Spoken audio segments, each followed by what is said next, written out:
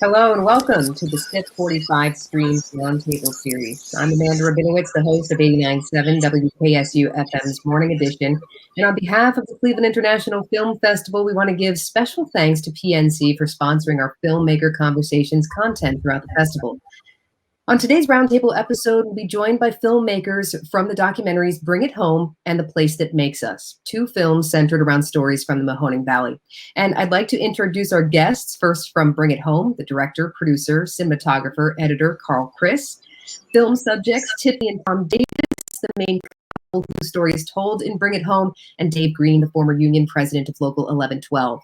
And our guests from The Place That Makes Us, director, producer, editor, Karla Murthy, and film subjects, Beniston, Tiffany, Sokol, and Julius Oliver. Hello, everybody. Thank you all so much for being here. Thanks for having us. Hello. Thank you. Hi. Thank you. Hi. These two films are just such a great depiction of the struggles, the life, the triumphs of this region. And I want to get started with the directors, Karl and Karla. I know these films were years in the making. Can you talk a little bit about what drew you into the Mahoning Valley? Karl, do you want to start? Yeah, sure. For me, it's interesting because I came from I'd been living in LA for like 5 years, but I'm from the Midwest originally, and to me, like after being in LA for 5 years, I like wanted to get as far away as I could from that world. It really wasn't a good fit for me. I didn't really feel like much of a sense of community, like a lot of people say. And I wanted, I think I was searching for a place that felt more like home to me. And so when I came to, I actually left LA from working as a film editor and just decided to do a passion project to go to Ohio after the 2016 election. So in 2017, to try to find out why people had crossed over. Because I thought I knew Ohio. I went to college there. I went to Kenyon. My dad's from Cleveland. I always loved Ohio, and I was just seemed like a really big change. So I went back to Ohio to make that film, and I kind of stumbled my way to Northeast Ohio, and then the Mahoning Valley. And I'm sure Karla can probably relate to this, but I instantly just fell in love with the place. Like the first day I was in the valley, the place just resonated with me, and I don't know why, but it just seemed like a very special place where people were just real, and it also seemed like there was just a lot going on. So the more time I spent there, I got to know people, and I learned about the history, and realized that this was a place where a lot of industry had left, and but the people stuck together, and that's really what stood out to me. It seemed like a place with a lot of grit, and also with a huge, great sense of community. And I think that was something I was missing in my own life that I was kind of looking for. And so the more time I spent in the Valley, I kind of realized that the political side really didn't tell the full story. And I think that's often what draws people in at first. A lot of, national news will look at the area and especially recently and wonder like what's happening. That's sort of what drew me in too originally. But the more time I spent there, I kind of realized that really it was a place where people felt like the system wasn't working, and they had a reason to feel that way. And so right around that time, the GM announced they were going to idle the Lordstown plant. And there was a lot of uncertainty because people didn't know if the plant was going to close. And that's when I decided to change topics and make a film that was more focused on families and showing, because I knew that this would go straight at the heart of the sense of community that the Valley had, and the families that were so strong in the area many of them were about to be torn apart, or that there was that threat of being torn apart because people didn't know what to do, and they didn't know what was going to happen. And so that's what led me to decide, okay, to make a film that focuses on families and tries to put a human face on the GM Lordstown plant closure. Yeah, and Karla, what about you? What drew you to the Mahoning Valley? So I am not from the area. I grew up in Texas. I did go to college in Ohio, but my regular day job is as a television news producer, and I had been sent to Ohio many times actually over the years to do stories about various issues, and Ohio is just one of those states where it's a microcosm of the United States, and there's so many important issues that are facing the country, and you can tell that story in Ohio. And so I was sent in 2016 when I was working for PBS NewsHour Weekend to do a story in Youngstown about the revitalization efforts there, and that's when I met Ian and Tiffany for the first time. And I think I had that perception that I think a lot of people from outside the region had before I went there, which was a place that people are trying to escape from or feel stuck in. I knew about the steel mills closing. I knew the Bruce Springsteen song about Youngstown, and I knew about this decaying infrastructure, but and I felt like when I went on that reporting trip, it really opened my eyes to what was really there. And it's exactly what Karl was saying. It's just that the people that live there, there's so much more that's going on than what we saw out of the election during that time, which I think one of the big narratives that came out during that time was about voters who felt left behind and bitter and resentful. But there's also this resilience that's there as well, and I was really drawn to that and to capture that in this film, and to kind of look at the efforts that were being done on the ground to change communities and move forward.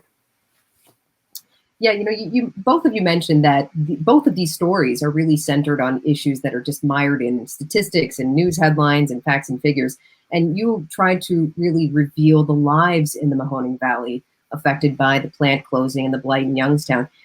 I want to bring Dave Green in because, I know for years he was the guy that the media called for the soundbite, and as the union president. And, we see in the film, your phone's ringing off the hook.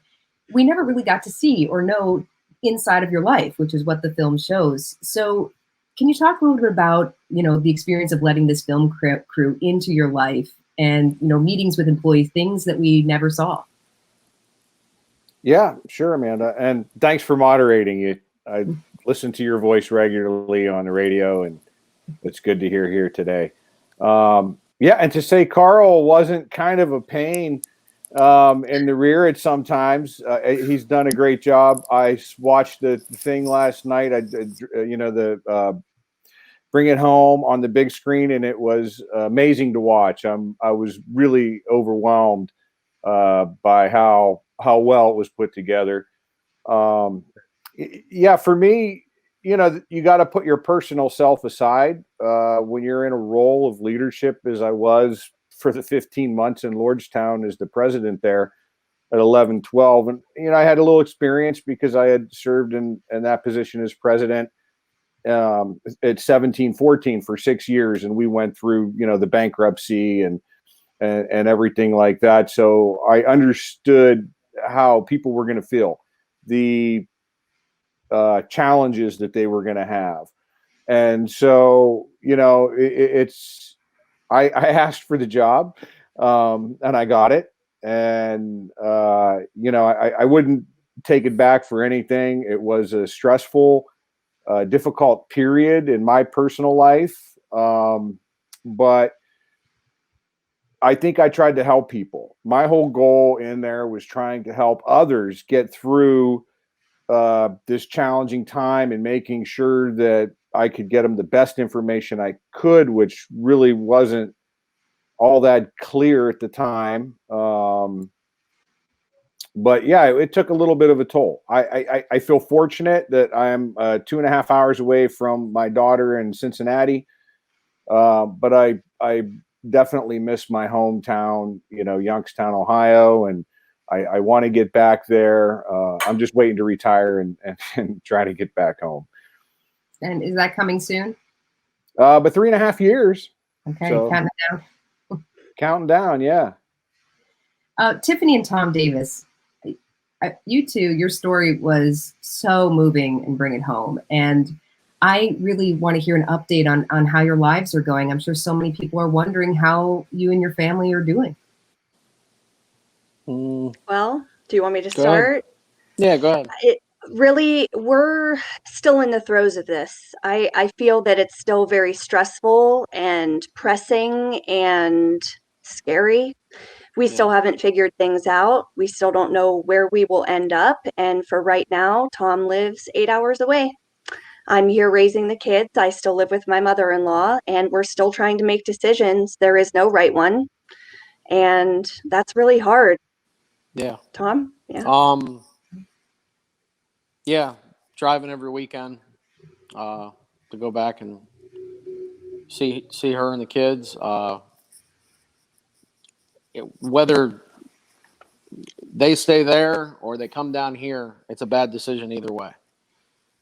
She'd be giving up her career to come down here. With them up there, I'm not seeing my kids grow up. I'm missing my wife. It sucks, but yeah, we still haven't figured out what we want to do yet. Yeah, the kids and I say we live for Saturdays. That's the day we get to see Dad. We're going through the motions and we're waiting for Tom to come home. We're waiting to see Dad. So it's sad, super tough. We're still trying to make it work, and we're still in the I don't know area. Yeah. It was so hard to see your kids go through it. And how are they doing? I mean, they're struggling. You know, kids, they adapt, so they're getting used to it. I wish they weren't. I wish this wasn't something we have to get used to. I hope we do figure it out, but they're doing as good as can be expected. Yeah. They talk to Tom on FaceTime several times a day. He'll call them during breaks at work and when he gets home, so they feel like they get to see him. Obviously, it's not the same, but keeping those lines of communication open really helps, I think. Yeah. Yeah. Well, it's great to hear that you all are still making it work and doing well. It's good to hear that. Thank you. I want to bring in a team from The Place That Makes Us, Ian, Tiffany, and Julius. It was so incredible following your journey and your passion for revitalizing Youngstown. It was just remarkable. You know, I know you touched on it in the film, but talk a little bit about what gives you this pride in the city that so many people have given up on. And here you all are out there doing whatever you can to make it better and not leaving like so many people have. Ian, let's start with you. Can you shed some light on why you do this? Yeah, well, the first thing I'd say real quick is I feel for you all and bring it home. My dad was a fourth generation steel worker and lost his job at U.S. Steel Ohio Works. He had an option to go to Lorraine or Texas, but he chose to stay here. He never found a job that was better than that one. So I watched the film and I really feel for you all. But in terms of the question about me staying here, I mean, this is where I'm from. I think, there's a lot of people in America that have some confusion that they have to get out of places like Youngstown to be successful. And that's not true. I wanted to continue living here, to be a part of making it a better place for not only myself and my family, but everyone here. So it was really that simple. As a kid, I didn't really travel much here. When I became in my early 20s, I started to see the world, but also started to question, why are some of the things, particularly in the city, the way that they are? And when I figured out they didn't have to be that way, that really kind of got the spark in me that I wanted to stay here and try to do some things differently. Yeah. Tiffany, what about you? So I think I have to ask a different question, that is, why isn't everyone else passionate about our city? Because I come here and I don't.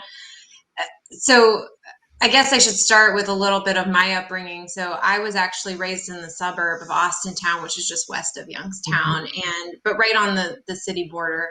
And, my family was originally from the city. My grandparents both worked on the assembly lines, and I always remember growing up in the suburbs and driving through the city, going to Mill Creek Park, driving around the neighborhoods and just seeing so much beauty and so much. I mean, the houses, I remember just asking my mom, like, why can't we move into one of those houses as we drove through the park, and so for me, it's just a struggle of why doesn't everyone else see this potential, and why isn't everybody working towards this. I don't know that I can really answer your question because it's kind of all that I know is that this is the place that I'm from. It's a beautiful place. I've made it my home. It has such great potential and such great people. And why wouldn't we try to make it the best place that we can? And have you talked to people? Do they tell you why they don't feel like they can do more or get involved? Yeah, I mean, a lot of the people that I grew up with, I was born in 1983, and I think, Tiffany, Julius probably all say the same thing. We were pretty much told that, like, you have to get out of Youngstown. That, I grew up in the city on the north side. I think Julius grew up on the south side. That's kind of what we are told, though. Like, you got to do everything you can to get out of here.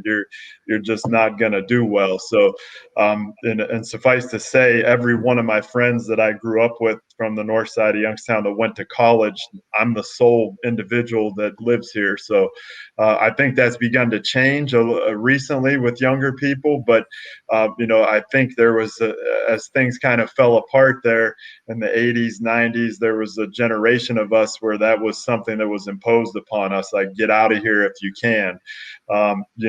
Like I said, as I became an adult, I started seeing a different kind of vision of the future for myself, but also for Youngstown. So, yeah, Julius, what about you? Oh, go ahead, Tiffany. Yeah, I was just going to say it's an ongoing narrative that we tell our young people is just success is getting out. And I remember growing up, for me, it wasn't even like it was a suggestion, like you should get out because you're smart and talented, but it was like a statement about me. I remember even in college going to YSU and my guidance counselor there, originally I was an education major.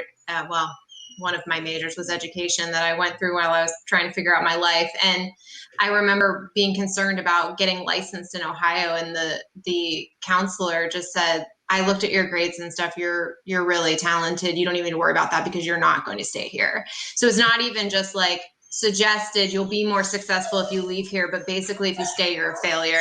And if you leave, you're a success, regardless of what you're doing. It's just your location that defines your success in life. Yeah. And Julius, what are your thoughts on that?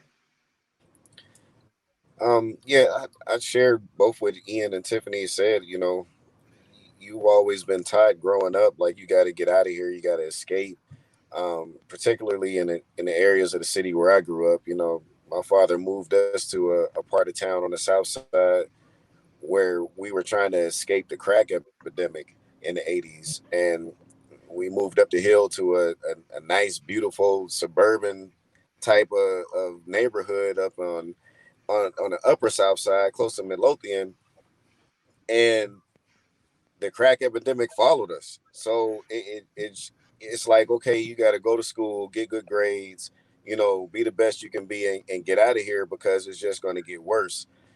So my idea is just the same as Ian's. It's like, well, why does it have to be that way? Can we make a difference here ourselves? And my opinion is absolutely. Like, if we don't have to look at Youngstown through the lenses of the people who unfortunately lost everything and brought us to this point, much like GM leaving, the steel mills leaving, and all those different industrial good jobs that were around here leaving, it became kind of an area of hopelessness. Like there's nothing left. You got to get out of here. Where in my mind and Ian's mind and Tiffany's mind, it's like, okay, this is now a place where we can rebuild. We don't have to have that same hopeless mindset. Like, don't try to convince me and future generations that you got to get out. You know what I mean? I'm trying to convince other people that you can inject yourself into this city and make it a product of your thinking, your dreams, your imagination, instead of trying to escape it. I've been all over the world, and no matter what, both in the Army and just in regular traveling, and no matter what, Youngstown is always home. I only feel comfortable in Youngstown, Ohio. You know what I mean? I don't care what beautiful place I'm in or what kind of, country I'm in. I don't feel comfortable until I'm back in Youngstown, Ohio, doing my best to make it, you know what I mean, how I see it in my mind. And one thing I think is interesting is, like, you hear that a lot from people in the Mahoning Valley, and like I grew up in the suburbs of like northern Chicago, and like nobody says that. You know what I mean? Like people go to college, they go live somewhere else, but I think that's something really unique to the Mahoning Valley that is truly great and something that you can't replace. You know, you can't really find that anywhere. So it's just a pretty awesome thing I've observed just from spending time there. I think you're spot on, Carl. Here I am in Bedford, Indiana, and I can't wait to get back to Youngstown, Ohio. Why people don't have passion for the city, the community. You know, I went to Ursuline High School downtown and spent a lot of time in the city in Youngstown State, and it's my home. And I get so excited when I drive home, you know, every 4 to 6 weeks, whenever I can get back there. You know, I know I'm going to get some good pizza and good food and see friends. And it's not just that it's familiar. I just think it's a great community with great people, and we should spend more time celebrating that. Yeah, Karla and Carl, was there anything surprising? I mean, you spent a lot of time there. You spent a lot of time with these folks. Was there anything that surprised you? Just a second, what Dave was saying, the food. I ate very well every time we went to Youngstown, and there were so many like really cool little local places that you just can't find anywhere else in the country. So, yeah, that surprised me. And then also what Tiffany was saying, just the natural beauty there. I mean, even on that first reporting trip, Ian, you know, walked me down the sidewalk, you know, down the road, and then there was this waterfall in the middle of town. I was like, what is this? I mean, that really surprised me. And just how, you know, as an outsider, I wasn't sure how I was going to be received. And everyone was just really open and welcoming. And, you know, they wanted a different story told. They didn't want the same story of, you know, the abandoned steel mills. And they were hoping, you know, for something different. And I hope that that's what this film captured is that story. Yeah. Yeah, I echo. You're absolutely right. Yeah, the food is amazing, and everyone is so nice. And a lot of people fed me. Had a lot of meals at the Davis family, and also the food's really inexpensive. Just the quality of life. It's like great food, and you go to Sunrise. I remember going to Sunrise and getting like a couple slices of deep dish pizza, like chicken wings and like all that, and it was like $5. So who can beat that? And I think just like you were saying, Karla, just also like how open people are.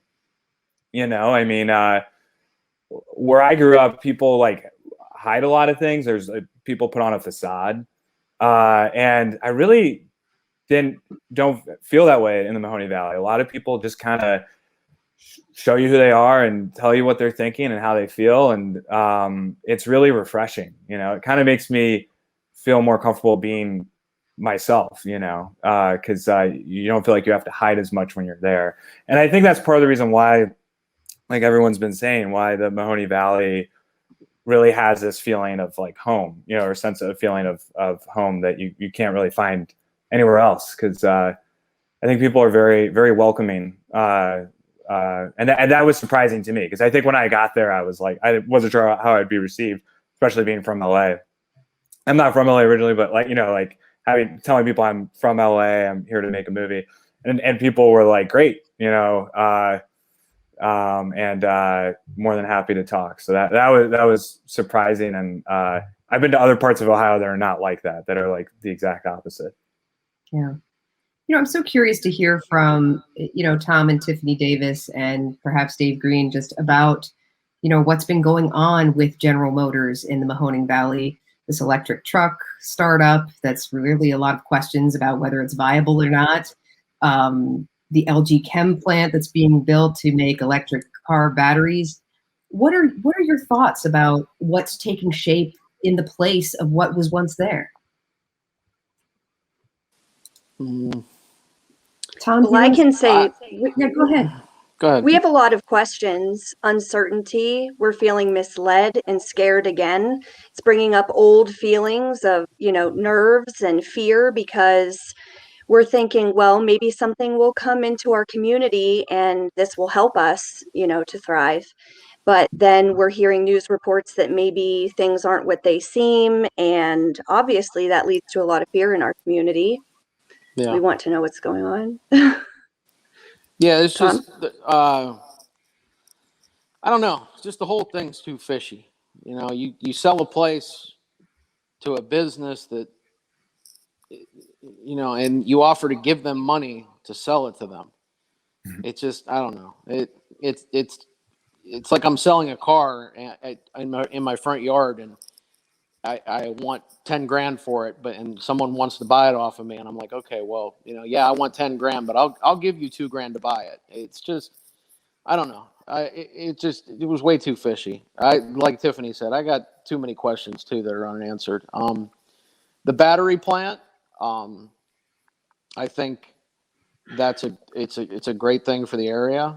It should employ a lot of people. I have, they're not done building the building yet or anything, but I have a lot of friends that decided not to do anything with General Motors, and they have jobs at Lordstown Motors now, and they haven't really said anything about it or started up or anything. But I think both of them together, though, it should be good for the area. It'll employ a lot of people. And would you consider taking one of those jobs and coming back? No, because it's like I have too much time with General Motors, but not enough to retire. Mm-hmm. Like I have 20 years, and if I left General Motors and went to one of those places, it would be starting all over again, and probably for a lot less money too. Yeah. Dave Green, what are your thoughts on all of this? Well, I will start by saying that I really do hope Lordstown Motors does well for my community, for the Valley.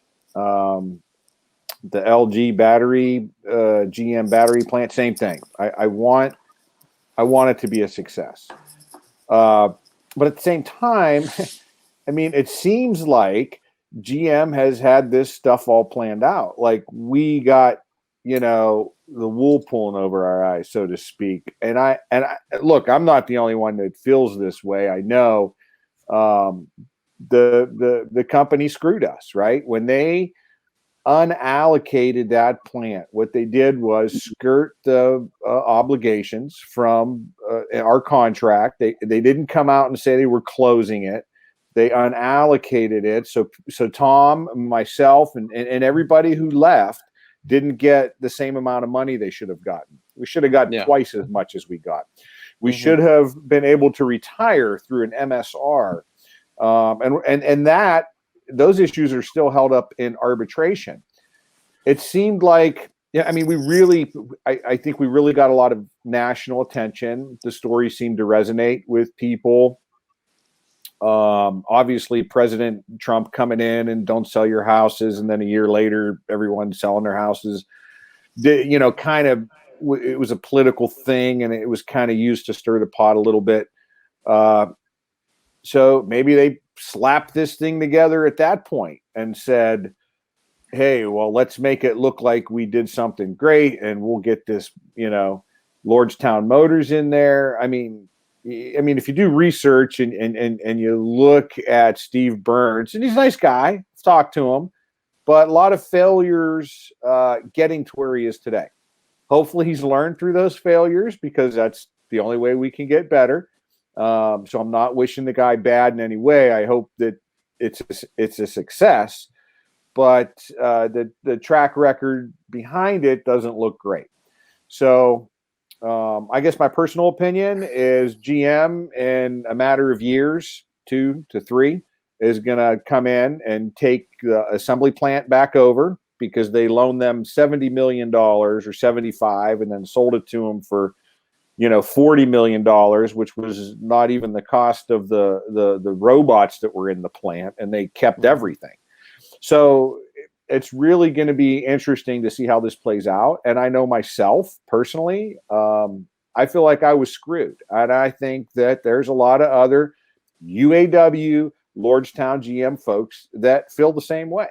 And I mean, it is what it is. Tom doesn't want to be away from his wife. I'm sure Tiffany wants him back at home. I want to be back at home with my parents and my kids, but that's not in the cards today. So it's like we're still kind of waiting to see how all this plays out. For me, I know eventually I'll be able to get back home. So I feel like I'm one of the fortunate ones. Mm.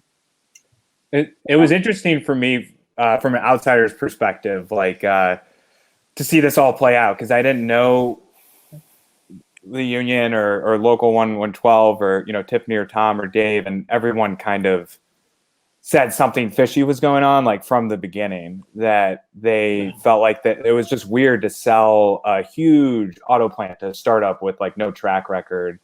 And from the beginning, I remember Tiffany and Tom, you felt like something wasn't right. Yeah, definitely. Yeah, it like Dave said too, they bought the place for pennies. It's just, and I agree with Dave too, that they'll come in a couple of years, take the place over, and they don't do this stuff overnight. This was something that was planned for a very long time. Yeah, feels like a union busting exercise. Yeah, and I feel like we were, part of the experiment. And if it works here, then this will continue throughout the country at other locations. And that's really my biggest fear. And I know what I read in the media today is that unions are, that we're going to have a comeback, and but there needs to be dignity in work. People need to be paid a fair wage. And these corporations all they did was got rid of 5,000 jobs, and I know they'll say 3, but on 3 shifts we had at least 5,000 GM UAW auto workers, and we have lost all those jobs plus the supplier jobs, and so they're going to bring in 1,200 GM LG Chem jobs, and the Youngstown Warren Regional Chamber gives them an award for that. They're saying this is a great business practice, and my head wants to explode, because it's a horrible business practice for working families, for people who live in the community, and for the community as a whole. And it's like watching your film, I was just in tears. I mean, it was so heartbreaking that these kinds of decisions that these companies are making, and to see how that's affecting the ground. And it's like this cyclical thing that just keeps happening, what Ian mentioned with his parents, and what you guys are going through. It was, oh my God, I was just weeping watching your film. Yeah. We based our lives on the promises that GM made us. That's why we're here. It led to so many decisions. The job that I took, the house that we owned, and just knowing that they could manipulate the system, break a contract, get away with the things that they did, and leave us in the dust, it's devastating. Yeah. If you want to close a business, that's up to you. It's your business, but just don't beat around the bush about it. Be honest. Come out in November when they announced it and say, look, at contract time or on March 8th or whenever it is, we're done.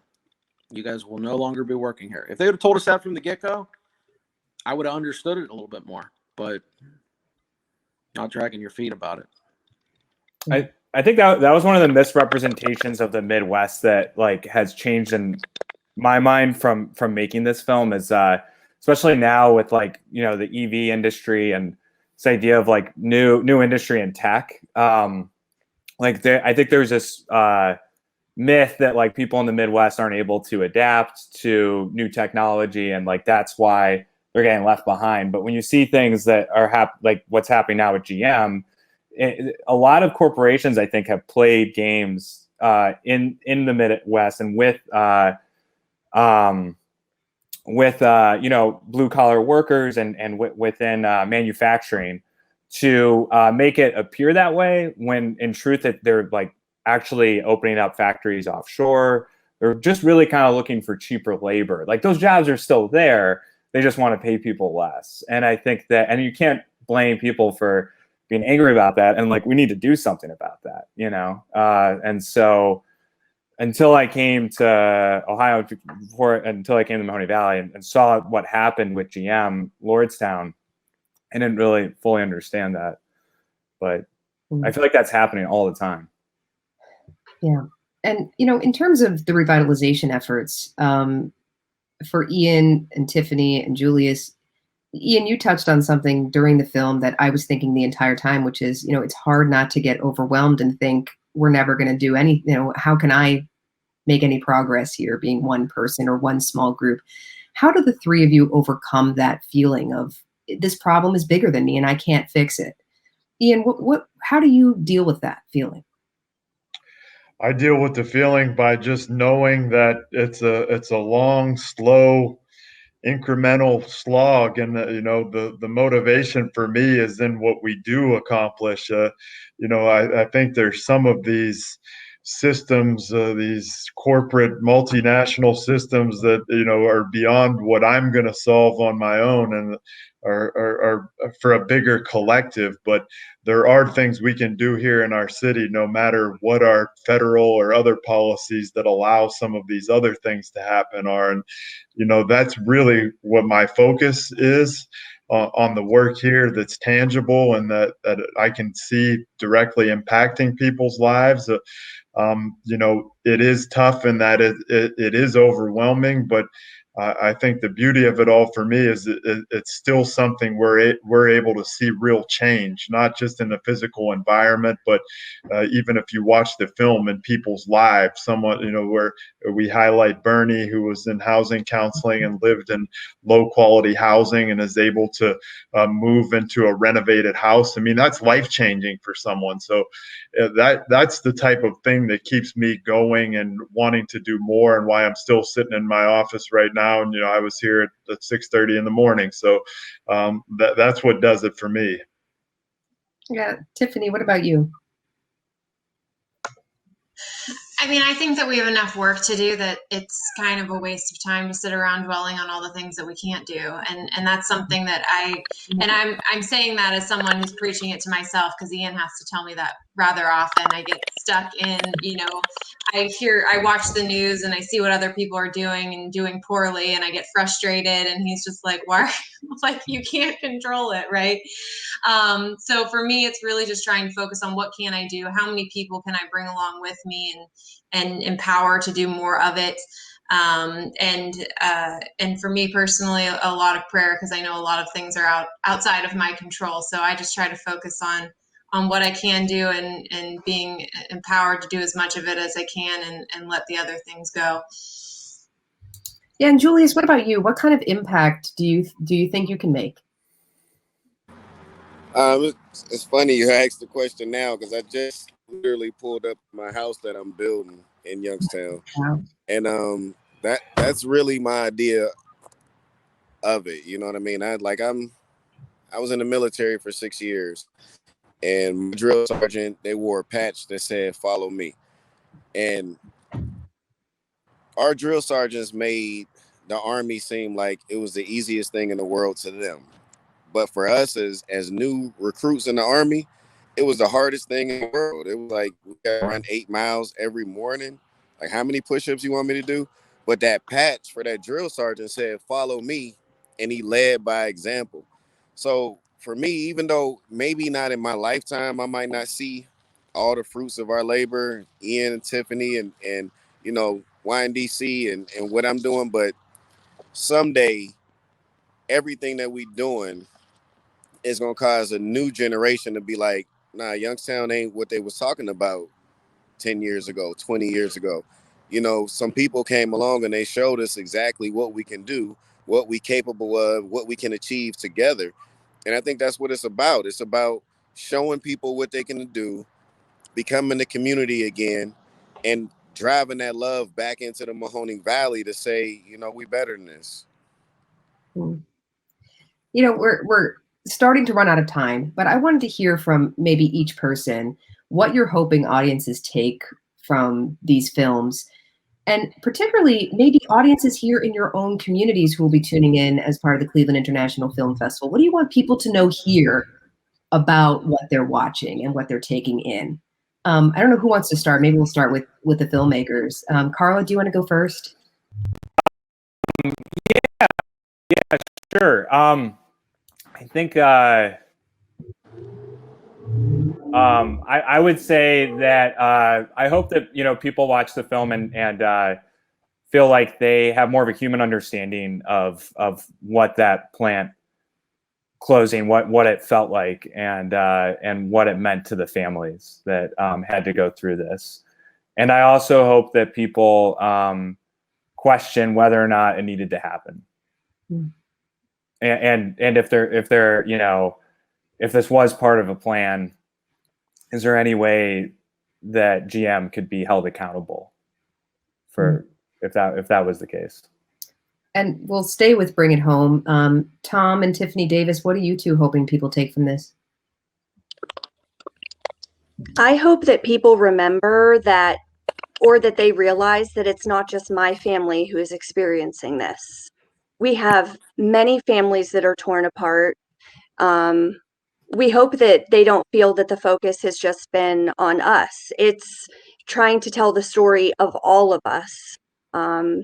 We haven't forgotten that so many people are struggling and suffering, and people have given up their jobs or moved away from their families. And the reason we've done this and the reason we've accepted the attention is because we are fighting for this community. We're not dead. We're not dying. We don't want to go anywhere. If we were just going to lay over and take it, fine. But we've done this because we're fighting for the vitality of this area. We want Lordstown to be successful, the Mahoning Valley. We want things to work out. Tom, is there anything you want to add to that? I got booted off. It keeps saying it's uploading my phone or something. I don't know, but I didn't hear most of what you said, but I agree with the first part you said totally. I hope people just realize that it's not just us. There's a lot of families, a lot of people. I hope they take from it that it can happen to anyone. We felt safe for a very long time there until we weren't safe. It can happen anywhere, though. Yeah. Dave, what about you? Well, first, I hope people recognize all the work that Carl put into this, because he's done a great job, and it's an amazing film. But the context of the story, there's a moral code that corporations should follow. There's something human told in this story that you didn't see in the rest of the media as they covered the story.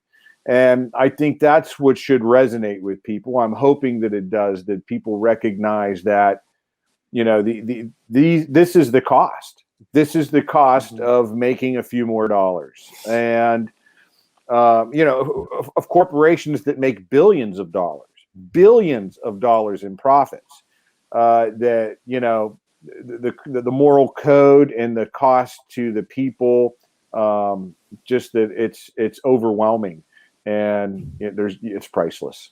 So thanks, Carl, for putting this together. And thank you guys for putting up with me and letting me follow you around with the camera. And from the place that makes us, Karla, start us off. I really wanted to make a film that was inspiring and hopeful, and it is very easy to become jaded and overwhelmed by all the problems in the country right now.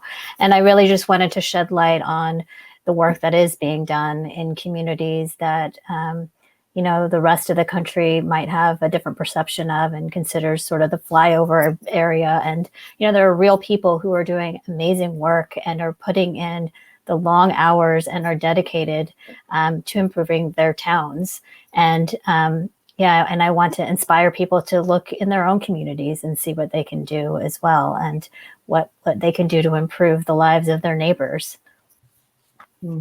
Tiffany?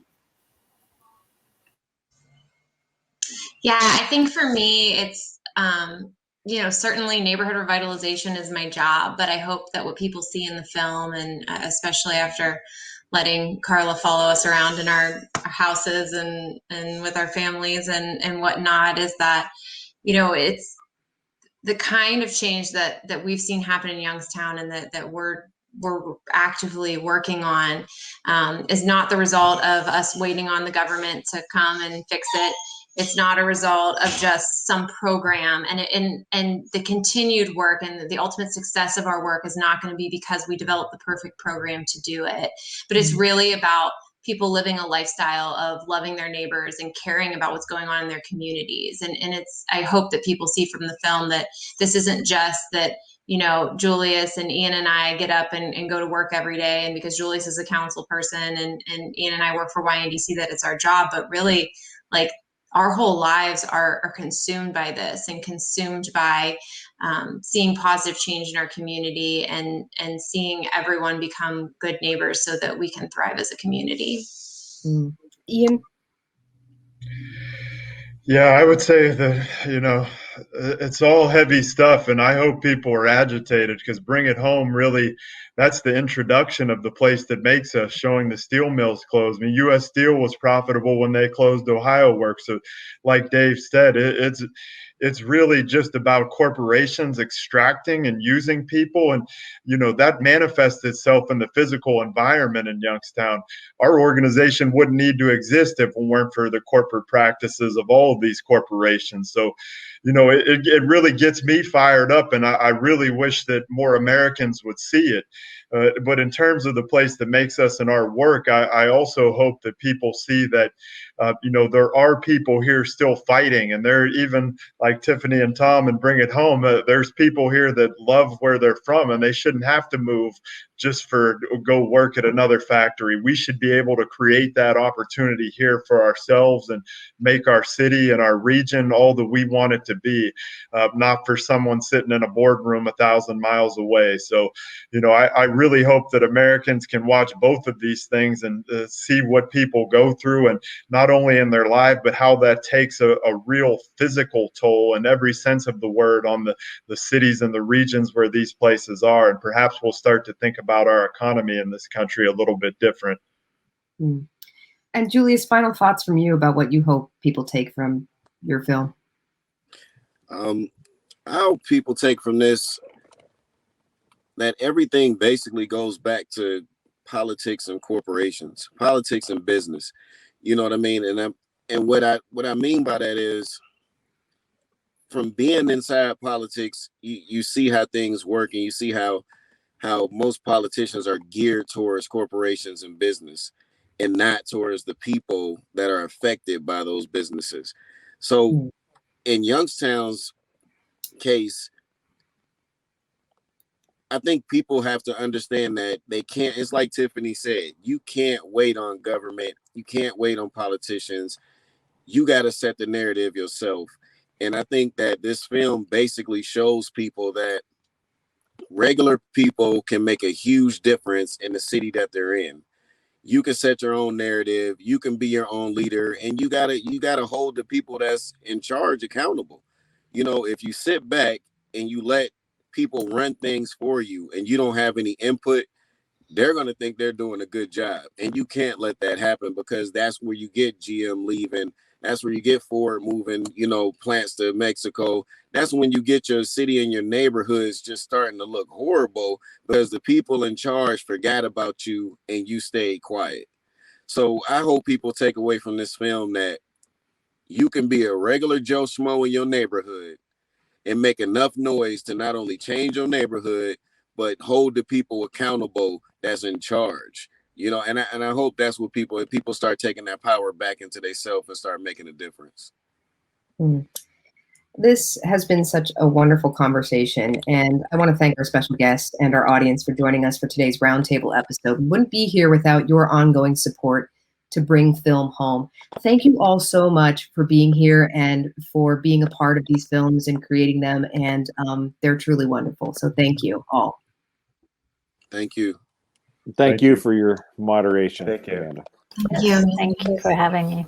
Yeah, thank you. And one thing that gives me hope is that both these films got made at the same time. You know, I think that people are starting to figure it out. I love The Place That Makes Us. I've been a huge fan of it for a while, so it's cool that to finally meet you guys. And I felt like I could really relate to it too, moving, you know, to the Midwest. And I think that this is where you can make the biggest difference. And I think the fact that we're trying to figure this out, you know, and it's all happening at the same time, like that gives me hope. Thanks again. Please consider supporting our challenge match. It's presented by Cuyahoga Arts and Culture to support the future of our festival. Our goal is to reach $145,000 this year, and we're so grateful for any amount that you're able to contribute. To donate, purchase tickets, or check out our full schedule of Filmmaker Conversations, visit clevelandfilm.org. And with that, please stay safe, stay healthy, and we'll see you next time. Thanks again.